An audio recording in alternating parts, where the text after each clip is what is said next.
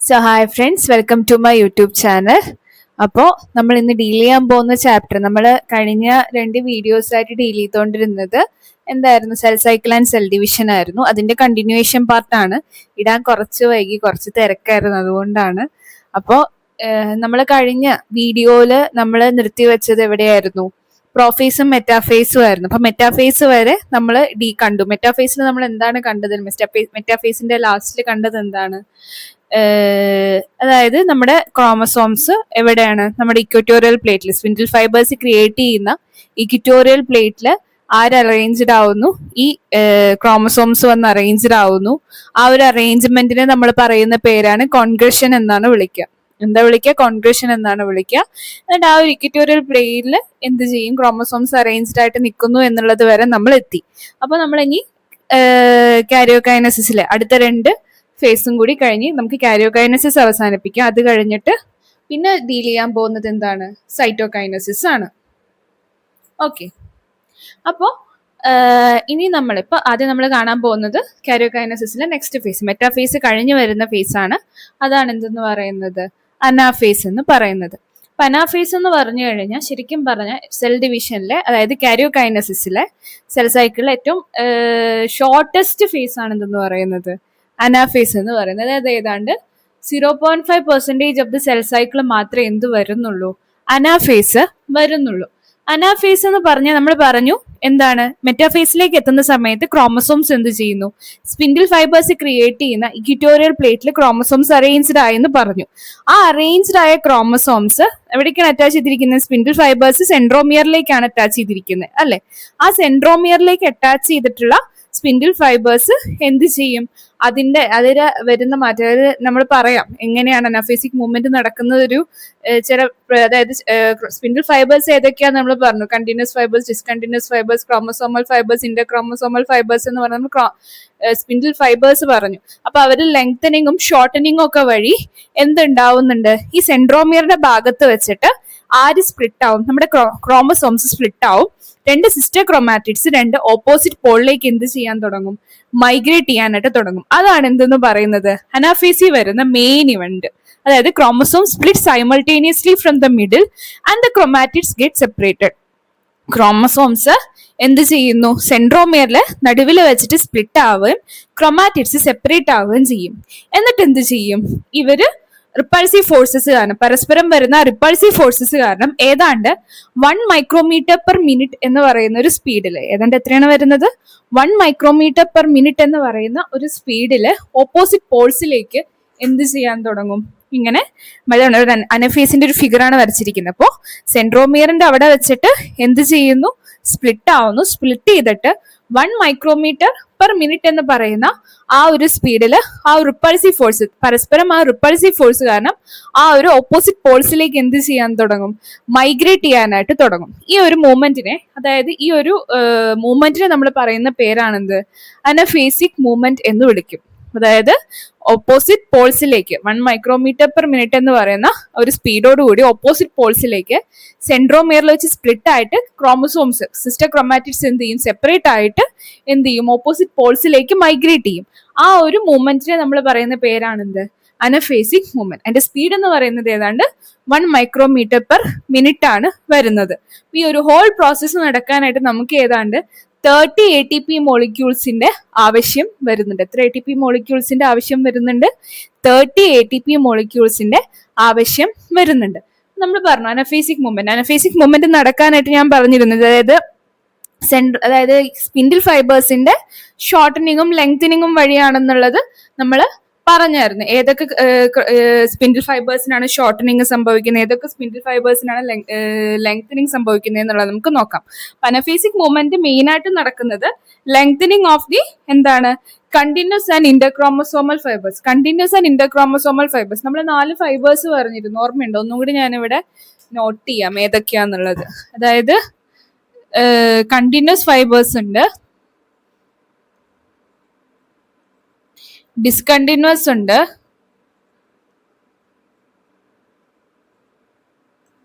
ഇന്റർക്രോമസോമൽ ഉണ്ട്,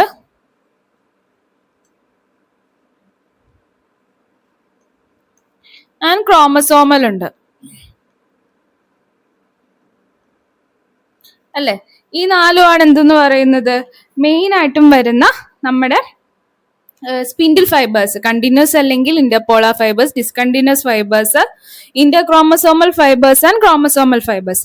അതില് ഈ എന്താ പറയുന്നത്, കണ്ടിന്യൂസ് ഫൈബേഴ്സിന്റെയും അതുപോലെ തന്നെ ഇന്റർക്രോമസോമൽ ഫൈബേഴ്സിന്റെയും ഇന്റർക്രോമസോമൽ ഫൈബേഴ്സിന്റെയും എന്താ സംഭവിക്കുന്നത്?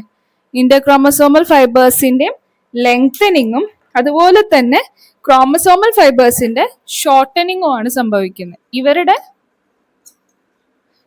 ലെങ്തനിങ്ങും അതുപോലെ തന്നെ ക്രോമസോമൽ ഫൈബേഴ്സിന്റെ എന്താണ്, ഷോർട്ടനിങ്ങും ആണ് സംഭവിക്കുന്നത്. അപ്പൊ അതുവഴിയാണ് എന്ത് നടക്കുന്നത്, ഈ അനഫേസിക് മൂവ്മെന്റ് നടക്കുന്നത്. അപ്പൊ അനഫേസിക് മൂവ്മെന്റ് എന്ന് പറഞ്ഞു കഴിഞ്ഞാൽ എന്താണ്, ആ ഓപ്പോസിറ്റ് പോൾസിലേക്ക് വരുന്ന മൈഗ്രേഷൻ. അത് എന്തുകൊണ്ടാണ് ഉണ്ടാവുന്നത്? ചില സ്പിൻഡിൽ ഫൈബേഴ്സിന്റെ ലെങ്തനിങ്ങും ചില സ്പിൻഡിൽ ഫൈബേഴ്സിന്റെ ഷോർട്ടനിങ്ങും വഴിയാണ്. അപ്പൊ ഏതൊക്കെയാണ് ലെങ്തൻ ചെയ്യുന്നത്? കണ്ടിന്യൂസ് ഫൈബേഴ്സും ഇന്റർക്രോമസോമൽ ഫൈബേഴ്സും. അതുപോലെ തന്നെ ഷോർട്ടൻ ചെയ്യുന്ന ഏതാണ്? ക്രോമസോമൽ ഫൈബേഴ്സും ആണ്. അപ്പോൾ അങ്ങനെ വരുന്ന സമയത്ത് എന്ത് ചെയ്യുന്നു, രണ്ട് ഓപ്പോസിറ്റ് പോൾസിലേക്ക് പോകുന്നു. സ്പീഡ് എത്രയാണ് വരുന്നത്? 1 മൈക്രോമീറ്റർ പെർ മിനിറ്റ്.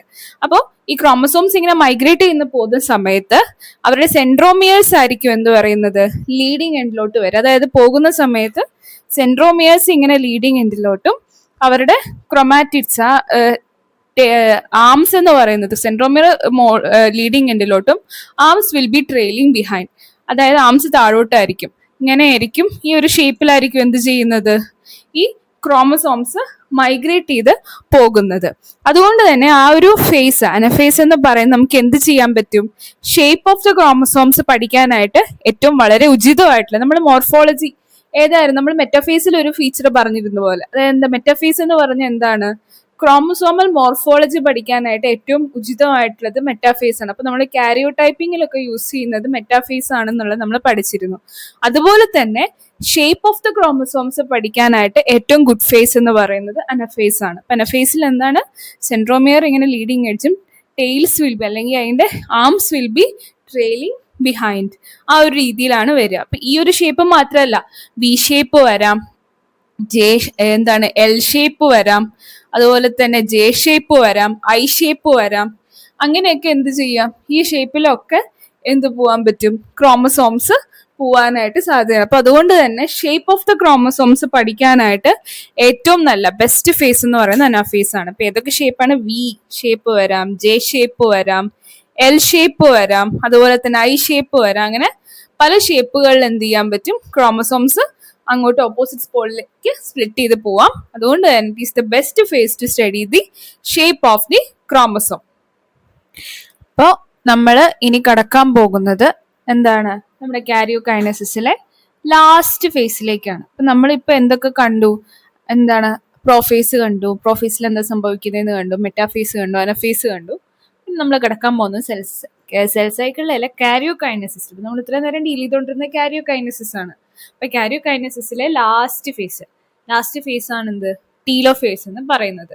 അതായത് ഏതാണ്ട് 1 to 1.5% of the total time of cell cycle ആണ് എന്തെടുക്കുന്നത്, ഈ ടീലോഫേസ് എടുക്കുന്നത്. ടീലോഫേസിൽ എത്ര വരുന്ന 1 to 1.5% of the total time of the cell cycle. നമ്മൾ അനഫേസിൽ എന്താ കണ്ടത്, ക്രോമസോംസ് മൈഗ്രേറ്റ് ചെയ്ത് രണ്ട് ഓപ്പോസിറ്റ് പോൾസിലേക്ക് എത്തി എന്നുള്ളത് കണ്ടു. ക്രൊമാറ്റിഡ്സ്, രണ്ട് സിസ്റ്റർ ക്രൊമാറ്റിഡ്സ് സെൻട്രോമിയറിൽ വെച്ച് സ്പ്ലിറ്റ് ചെയ്ത് ക്രോമസോം എന്ത് ചെയ്തു, രണ്ട് സിസ്റ്റർ ക്രൊമാറ്റിഡ്സ് ആയിട്ട് അത് എന്ത് ചെയ്തു, രണ്ട് ഓപ്പോസിറ്റ് പോൾസിലേക്ക് എത്തി. ആ എത്തിയ ആള് chromosomes cluster at the pole and lose their identity. ആ എത്തിയ ക്രൊമാറ്റിഡ്സ് അവരുടെ എത്തിയ ശേഷം എന്ത് ചെയ്യുന്നു, അവിടെ ക്ലസ്റ്റർ ചെയ്തിട്ട് and they will loose their identity. എന്താണ് ലൂസ് ദെയർ ഐഡന്റിറ്റി എന്നുകൊണ്ട് ഉദ്ദേശിക്കുന്നത്, ക്രോമസോംസ് ഡീകണ്ടൻസ് ചെയ്യും. അവിടെ എത്തിയ ശേഷം ക്രോമസോംസ് എന്ത് ചെയ്യും, ഡീകണ്ടൻസ് ചെയ്യും. ലൂസ് ദെയർ ഐഡന്റിറ്റി മീനിങ് എന്താണ്, ദേ സ്റ്റാർട്ട് ടു ഡീകണ്ടൻസ് ചെയ്യുന്ന സമയത്ത് എന്തായിട്ട് മാറും, ക്രൊമാറ്റിഡ്സ് ആയിട്ട് മാറും. പഴയ പോലെ ക്രൊമാറ്റിഡ്സ് ആയിട്ട് മാറും. They decondense to form the chromatids. Okay, അപ്പൊ രണ്ട് ഓപ്പോസിറ്റ് പോൾസിലേക്ക് എത്തി. ക്രോമസോംസ് ലൂസ് ദെയർ ഐഡന്റിറ്റി പോയി കഴിഞ്ഞാൽ എന്താണ്, they decondense and they decondense to form the chromatids form ചെയ്യും.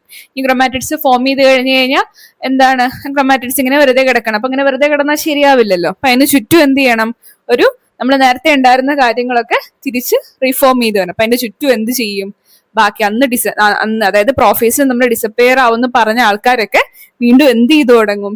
റീഅപ്പിയർ ചെയ്ത് തുടങ്ങും. ആരൊക്കെ പ്രോഫേസിൽ ഡിസപ്പിയർ ആവുമെന്ന് പറഞ്ഞ്? ആദ്യം ഡിസപ്പിയർ ആയത് ആരായിരുന്നു? നമ്മുടെ ന്യൂക്ലിയർ മെംബ്രെയിൻ ആയിരുന്നു. അപ്പൊ എന്ത് ചെയ്യും? ന്യൂക്ലിയർ മെംബ്രെയിൻ റീഅപ്പിയർ ചെയ്യും. ഈ ക്രൊമാറ്റിഡ്സിന് ചുറ്റും ന്യൂക്ലിയർ മെംബ്രെയിൻ റീഅപ്പിയർ ചെയ്യും. ന്യൂക്ലിയോലസ് പിന്നെ എന്താ ഡിസപ്പിയർ ആവുന്നത്? ന്യൂക്ലിയോലസും ഡിസപ്പിയർ ആവുമെന്ന് പറഞ്ഞു. അപ്പൊ ന്യൂക്ലിയോലസും എന്ത് ചെയ്യും? റീഅപ്പിയർ. അപ്പൊ ന്യൂക്ലിയസും ന്യൂക്ലിയോലസും ന്യൂക്ലിയർ മെംബ്രെയിനും ന്യൂക്ലിയോലസും എന്ത് ചെയ്യും? റീഅപ്പിയർ ചെയ്യും. ക്രൊമാറ്റിൻ ഫൈബേഴ്സ് അതിന്റെ ചുറ്റുമായിട്ട്. അപ്പൊ എന്ത് ഫോം ചെയ്തു? 2 ന്യൂക്ലിയസ് ഫോം ചെയ്യും. ഒരു സെല്ലിന്റെ ഉള്ളിൽ തന്നെ 2 ന്യൂക്ലിയസ്, 2 ന്യൂക്ലിയൈ ആയിട്ട് എന്ത് ചെയ്യും? ഫോം ചെയ്യും. എന്താണ്ടാവുന്നത്? 1 to 1.5% of the total time of the cell cycle, chromosome cluster at the pole and lose their identity, meaning chromosomes decondense to form the chromatids. അതിനുശേഷം പ്രോഫേസിൽ നമുക്ക് നഷ്ടപ്പെടുന്ന പറഞ്ഞ ആൾക്കാരൊക്കെ തിരിച്ചു വന്നു തുടങ്ങും. അതായത് ആദ്യം ന്യൂക്ലിയർ മെംബ്രെയിൻ വരും, പിന്നെ ന്യൂക്ലിയോലസ് വരും. ന്യൂക്ലിയർ മെംബ്രെയിൻ ന്യൂക്ലിയോലസും ക്രൊമാറ്റിനും കൂടി ചേർന്ന് അവിടെ എന്തായി? ന്യൂക്ലിയോല. ഇപ്പൊ 2 ഇൻഡിപെൻഡന്റ് ന്യൂക്ലിയോല എന്തുണ്ടാവും? അതായത് 2 ഇൻഡിപെൻഡന്റ് ന്യൂക്ലിയസ് എന്തുണ്ടാവും? ഒരു സെല്ലില് ഫോം ചെയ്യും. പിന്നെ എന്തൊക്കെ നഷ്ടപ്പെടുന്നുണ്ട് പ്രോഫേസിൽ? നമ്മൾ പറഞ്ഞത് അതിന് ചുറ്റുമുള്ള സാധനങ്ങളൊക്കെ പോകുന്നു പറഞ്ഞു. എൻഡോപ്ലാസ്മിക് റെറ്റിക്കുലം പോവും, ഗോൾജി ബോഡി പോവും, ഇതൊക്കെ പോവും. ആ പോയ ആൾക്കാരൊക്കെ എന്ത് ചെയ്യും? തിരിച്ച് വന്നു തുടങ്ങും. പോയ ആൾക്കാരൊക്കെ തിരിച്ച് വന്നു തുടങ്ങും. ഇപ്പൊ ഗോൾജി അപ്പാരറ്റസ് പോലെ തന്നെ എൻഡോപ്ലാസ്മിക് റെറ്റിക്കുലം ഇതൊക്കെ എന്ത് ചെയ്യാൻ തുടങ്ങും? റീഫോം ചെയ്യാനായിട്ട് തുടങ്ങും. Golgi apparatus and the endoplasmic reticulum എന്താണ്? റീഫോം. സ്പിൻഡിൽ അപ്പാരറ്റസ് പിന്നെ എന്താണ്? നമുക്ക് സ്പിൻഡിൽ ഉണ്ട്, 2 സൈഡിലേക്ക് ഇതായിട്ട് പോയ പിന്നെ പ്രോഫേസിൽ ഫോം ചെയ്യുന്നതാണ് സ്പിൻഡിൽ അപ്പാരറ്റസ് ഫോം ചെയ്യുന്നത്. ആ സ്പിൻഡിൽ അപ്പാരറ്റസ് ഫോം ചെയ്ത സ്പിൻഡിൽ അപ്പാരറ്റസ് എന്ത് ചെയ്യും? ഡിസോർഗനൈസ് ചെയ്യും. എക്സെപ്റ്റ് ദാറ്റ് ദ ഇക്വേറ്ററിൽ ഒഴിച്ച് ബാക്കി, ഇക്വേറ്ററിന് സെൻട്രൽ പോർഷൻ, ആ സെൻട്രൽ പോർഷനിൽ ഒഴിച്ച് ബാക്കി എല്ലാവരുടെയും സ്പിൻഡിൽ അപ്പാരറ്റസ് ഒക്കെ എന്ത് ചെയ്യും? ഡിസോർഗനൈസ് ചെയ്യും. ആ സെൻട്രൽ പോർഷനിൽ ഡിസോർഗനൈസ് ചെയ്യാണ്ട് നിൽക്കുന്ന സെൻട്രൽ പോർഷനിലുള്ള ആ ഒരു റിമൈനിങ് എമൗണ്ട് ഓഫ് സ്പിൻഡിൽ അപ്പാരറ്റസിനെ നമ്മൾ പറയുന്ന പേരാണ് ഫ്രാഗ്മോപ്ലാസ്റ്റ് എന്നാണ് വിളിക്കുക. എന്താ വിളിക്കുക? ഫ്രാഗ്മോപ്ലാസ്റ്റ് എന്ന് വിളിക്കും. ഈ ഫ്രാഗ്മോപ്ലാസ്റ്റ് നമുക്ക് എന്താണ്? സൈറ്റോകൈനസിസിൽ കാരിയോകൈനസിസ് കഴിഞ്ഞു. ടീലോഫേസോട് കൂടി എന്ത് കഴിഞ്ഞു? കാരിയോകൈനസിസ് കഴിഞ്ഞു. 2 ന്യൂക്ലിയസ് ഫോം ചെയ്തു. ഇനി നെക്സ്റ്റ് വരുന്ന എന്താണ്? സെൽ ഡിവിഷൻ ആണ്. സൈറ്റോകൈനസിസ് ആണ്. അതായത് സൈറ്റോപ്ലാസം ഡിവൈഡ് ചെയ്യലാണ്. അപ്പൊ എന്താണ്? അപ്പൊ ഫ്രാഗ്മോപ്ലാസ്റ്റ് എന്ന് പറഞ്ഞാൽ ആ ഡിസോർഗനൈസ് ചെയ്യാണ്ട് നിൽക്കുന്ന സെൻട്രൽ പോർഷനിൽ വരുന്ന സ്പിൻഡിൽ അപ്പാരറ്റസ് ആണ്.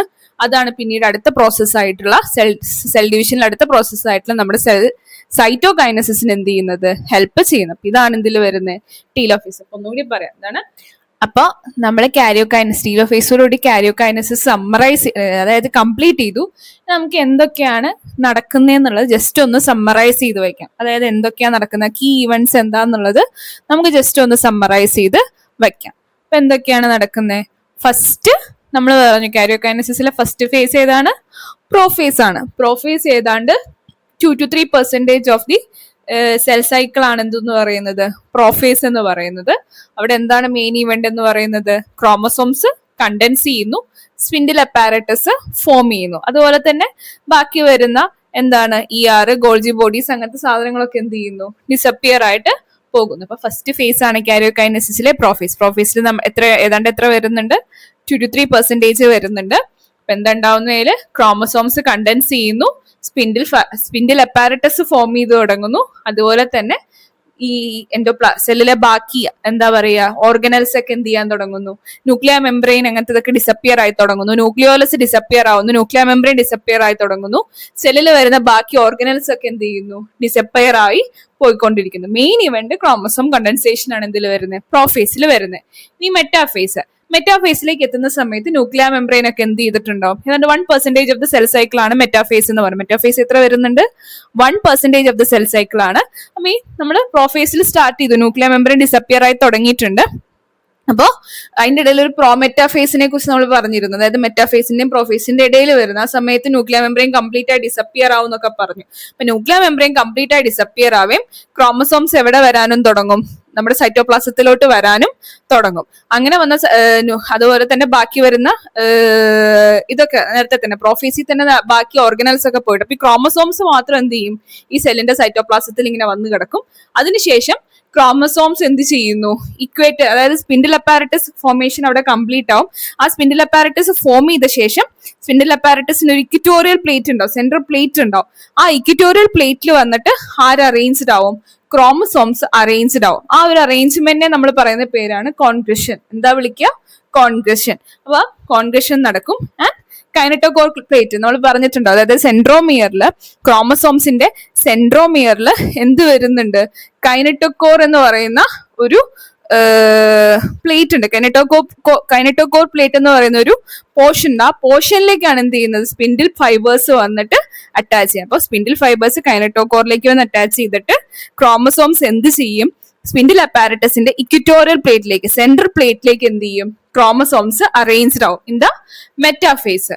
അതാണ് എന്തിൽ നടക്കുന്നത്, മെറ്റാഫേസിൽ നടക്കുന്നത്. ഇനി അടുത്താണ് എന്ത്, തേർഡ് ഫേസ് ആണ് അനഫേസ്. അനഫേസിൽ എന്താ നടക്കുന്നത്, 0.5% മാത്രമാണ് സെൽ സൈക്കിളിന്റെ 0.5% മാത്രമാണ് അനഫേസ് വരുന്നത്. Shortest phase of the cell cycle ആണ് എന്തെന്ന് പറയുന്നത്, അനഫേസ് എന്ന് പറയുന്നത്. അവിടെ എന്താ നടക്കുന്നത്, നമ്മൾ നേരത്തെ ഇന്ന് കണ്ടത് എന്താണ്, സെൻട്രോമിയറിലേക്ക് വന്ന് അറ്റാച്ച് ചെയ്തിരിക്കുന്ന സ്പിൻഡിൽ ഫൈബേഴ്സിന്റെ ചില സ്പിൻഡിൽ ഫൈബേഴ്സ് ലെങ്ത് ഉണ്ടാവും. ഏതൊക്കെയായിരുന്നു ലെങ്ത് ഉണ്ടാവുന്നത്, ഇന്റർക്രോമസോമൽ കണ്ടിന്യൂസ് ഫൈബേഴ്സും ഇന്റർക്രോമസോമൽ ഫൈബേഴ്സും ലെങ്ത് ഉണ്ടാവും എന്ന് പറഞ്ഞു. ആൻഡ് ക്രോമസോമൽ ഫൈബേഴ്സ് ഷോർട്ട് ഉണ്ടാവും എന്നും പറഞ്ഞു. അപ്പൊ അങ്ങനെ ലെങ്തനിങ്ങും ഷോർട്ടനിങ്ങും വഴി ക്രോമസോംസ് സെൻട്രോമിയറിൽ വെച്ച് സ്പ്ലിറ്റ് ആവുകയും രണ്ട് ഓപ്പോസിറ്റ് പോൾസിലേക്ക് എന്ത് ചെയ്യാൻ തുടങ്ങും, മൈഗ്രേറ്റ് ചെയ്യാൻ തുടങ്ങും. ആ മൂവ്മെന്റിന് നമ്മൾ പറയുന്ന പേരാണ് അനഫേസിക് മൂവ്മെന്റ്. സ്പീഡ് എത്രയാ വരുന്നത്, 1 മൈക്രോമീറ്റർ പെർ സെക്കൻഡ്. ആ ഒരു ഇതിൽ എന്ത് ചെയ്യുന്നു, ഈ ക്രോമാറ്റിഡ്സ് ഓപ്പോസിറ്റ് പോൾസിലേക്ക് മൂവ് ചെയ്യുന്നു. വേറൊരു കാര്യം പറഞ്ഞിരുന്നു, മെറ്റാഫേസിൽ is the best phase to study the morphology of the chromosome. അതുകൊണ്ട് തന്നെ എന്തിനു വേണ്ടി യൂസ് ചെയ്യുന്നു, കാരിയോടൈപ്പിങ്ങിന് യൂസ് ചെയ്യുന്നു. ആ കേസ് അതുപോലെ തന്നെ അനഫേസ് എന്താണ്, is the best phase to study the shape of the chromosome. ആ ഒരു മൂവ്മെന്റ് വരുന്ന സമയത്ത് സിസ്റ്റർ ക്രോമാറ്റിഡ്സ്, അതായത് സിസ്റ്റർ ക്രോമാറ്റിഡ്സ് സ്പ്രെഡ് ചെയ്ത് സെൻട്രോമിയർ ലീഡിങ് എഡ്ജും അതിന്റെ ആംസ് ട്രെയിലിംഗ് ബിഹൈൻഡ്, അങ്ങനെ രണ്ട് ആംസ് ട്രെയിലിംഗ് ബിഹൈൻഡ് എന്ന രീതിയിൽ മൂവ് ചെയ്യുന്നതുകൊണ്ട് തന്നെ it is the best phase to study the shape of the chromosome. ഏതാണ്, അനഫേസ്. അനഫേസ് കഴിഞ്ഞ് പിന്നെ വരുന്ന ലാസ്റ്റ് ഫേസ് ആണ് കാരിയോകൈനസിസിൽ എന്ത്, ടീലോഫേസ് എന്ന് പറയുന്നത്. ഏതാണ്ട് 1 to 1.5% ആണ് എന്ത് വരുന്നത്, ടീലോഫേസ് എന്ന് പറയുന്നത്.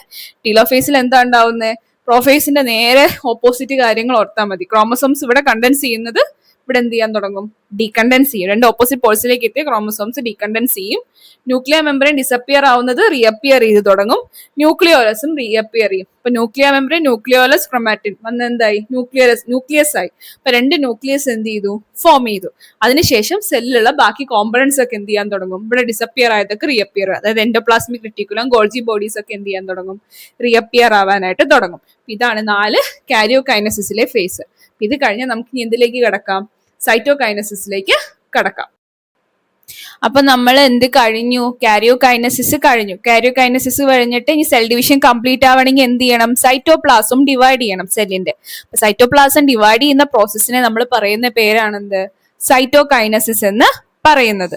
അപ്പൊ സൈറ്റോകൈനസിസില് 2 തരത്തിലാണ്. ഇപ്പോൾ അനിമൽ സെൽസിലും പ്ലാന്റ് സെൽസിലും സൈറ്റോകൈനസിസ് നടക്കുന്നത് 2 തരത്തിലായിട്ടാണ് എന്ത് ചെയ്യുന്നത്, നടക്കുന്നത്. 2 തരത്തിലുള്ള 2 പ്രോസസ്സാണ് വരുന്നത്. ഇപ്പൊ അനിമൽ സെൽസിൽ സൈറ്റോകൈനസിസ് എന്ന് പറയുന്നത് സെൻട്രിപെറ്റൽ ആണ്. സെൻട്രിപെറ്റൽ എന്ന് പറഞ്ഞാൽ എന്താണ്, പുറത്തുനിന്ന് അകത്തോട്ടാണ് എന്ത് നടക്കുന്നത്, സെൽ ഡിവിഷൻ, അതായത് ആ ഒരു സൈറ്റോകൈനസിസ് നടക്കുന്നതെങ്കിൽ ദ കേസ് ഓഫ് പ്ലാന്റ്സിൽ അത് സെൻട്രിഫ്യൂഗൽ ആണ്. സെൻട്രിഫ്യൂഗൽ എന്ന് പറഞ്ഞാൽ എന്താണ്, അകത്തുനിന്ന് പുറത്തോട്ട്. അപ്പൊ ഇതെങ്ങനെയാ വരുന്നതെന്നുള്ളത് ഞാൻ കാണിച്ചു. അകത്തുനിന്ന് പുറത്തോട്ടാണ് എന്ത്, പ്ലാന്റ്സിന്റെ കേസിൽ. അപ്പൊ അനിമൽസിന്റെ കേസിൽ എന്ന് പറഞ്ഞാൽ അവിടെ എന്ത് പറഞ്ഞു, there is a contractile ring of microfilaments that appear in the middle of the cell that pulls the cell inward to form a furrow. അപ്പൊ ഈ അനിമൽ സെൽസിന്റെ കേസിൽ എന്താ ഉണ്ടാവുന്നത്, ഇപ്പൊ ഇതാണ് വിചാരിച്ചു നമ്മുടെ ഡിവിഷൻ കഴിഞ്ഞ് നിൽക്കുന്ന സെൽ എന്ന് വിചാരിക്കുക. അപ്പൊ 2 ന്യൂക്ലിയസ് ഒക്കെ ഉണ്ടാവുന്ന ഞാൻ നേരത്തെ ഇതിൽ പറഞ്ഞല്ലോ. അപ്പൊ 2 ന്യൂക്ലിയസ് ഒക്കെ ആയിട്ട് നിൽക്കുന്ന അനിമൽ സെല്ലിന്റെ ഡിവിഷൻ കഴിഞ്ഞ് നിൽക്കുന്ന, കാരിയോകൈനസിസ് കഴിഞ്ഞ് നിൽക്കുന്ന സെല്ലാണ്. അപ്പൊ ഇവിടെ എന്താണ് നടക്കുന്നത്, there will be a contractile ring of microfilaments that appear in the middle of the cell. സെല്ലിന്റെ മിഡില് ഒരു കോൺട്രാക്ടൈൽ റിംഗ് ഓഫ് മൈക്രോഫിലമെന്റ്സ് വരും. സ്പിൻഡിൽ അപ്പാരറ്റസിൽ നിന്ന് തന്നെ ഫോം ചെയ്യുന്ന ഫ്രാഗ്മോപ്ലാസ്റ്റ് ഒക്കെ ഈ കോൺട്രാക്ടൈൽ റിംഗിൽ വരുന്നതാണ്. അപ്പൊ അത് എന്ത് ചെയ്യും, നടുവിലുണ്ടാവും. ഇതെന്ത് ചെയ്യും, സെൽ മെംബ്രെയിനെ ഉള്ളിലോട്ട് പുള്ളി ചെയ്യും. ഈ സെൽ മെംബ്രെയിനെ എന്ത് ചെയ്യും, ഉള്ളിലോട്ട് പുള്ളി ചെയ്യും. അങ്ങനെ പുള്ളി ചെയ്തിട്ട് ഇറ്റ് ക്രിയേറ്റ്സ് എ ഫറോ. അതെന്ത് ചെയ്യും, ഇവിടെ ഒരു ഫറോ പോലെ ക്രിയേറ്റ് ചെയ്യും. ഇതിന്റെ ഇടയിൽ 2 സെല്ലിന്റെ ഇടയിൽ ഈ സെല്ലിന്റെ ഉള്ളിലെ സെൽ മെംബ്രെയിന്റെ അവിടെ എന്ത് ചെയ്യും, ഒരു ഫറോ പോലെ ക്രിയേറ്റ് ചെയ്യും. ഈ ഫറോ എന്ത് ചെയ്യും, പിന്നീട് ഡീപ്പൺ ചെയ്ത് പോകും. ഈ ഫറോ ഇങ്ങനെ ഉള്ളിലോട്ട് പോയി ഇങ്ങനെ വലുതായി വരും. ഈ ഫറോ ഇങ്ങനെ വലുതായി വന്ന് അവസാനം എന്ത് ചെയ്യും, ഇത് 2 സെല്ലായിട്ട് ഡിവൈഡ് ചെയ്യും. ഇതാണ് എന്ത്, അനിമൽ സെൽസിന്റെ കേസിൽ നടക്കുന്നത്. അപ്പൊ എന്താ, പുറത്തുനിന്ന് അകത്തോട്ടാണ് വന്നത് അല്ലെ, പുറത്തുനിന്ന് അകത്തോട്ടാണ് എന്ത് ചെയ്തത്, സെൽ ഡിവിഷൻ വന്നത്.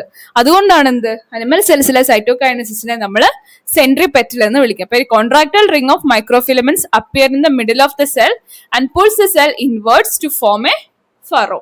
ആ ഫറോ ഡീപ്പൺ ചെയ്ത് എന്തായി, 2 സെല്ലായി. ഇനി പ്ലാന്റ് സെൽസിന്റെ കേസിൽ, പ്ലാന്റ് സെൽസിൽ സെൻട്രിഫ്യൂഗൽ ആണ്, അതായത് ഉള്ളിൽ നിന്നും പുറത്തോട്ടാണ് എന്ത് ചെയ്യുന്നത്, സെൽ ഡിവിഷൻ, അതായത് സൈറ്റോകൈനസിസ് നടക്കുന്നത്. അപ്പൊ അവിടെ എന്താ ഉണ്ടാവുന്നത്, the Golgi body secrete vesicles which fuse in the centre to form a cell plate. അതായത് ഇപ്പൊ പ്ലാന്റ് സെൽസിന്റെ കേസിൽ ഇതാണെന്ന് വിചാരിച്ചോ, നമ്മുടെ ഡിവിഷൻ കഴിഞ്ഞ് നിൽക്കുന്ന അതായത് ടീലോഫേസും കാരിയോകൈനസിസ് കഴിഞ്ഞ് നിൽക്കുന്ന സെല്ലാണ് വിചാരിക്കുക പ്ലാന്റ് സെൽസിൽ. അപ്പൊ അവിടെ എന്താ ഉണ്ടാവുന്നത്, ഗോൾജി ബോഡീസ് ഉണ്ട്.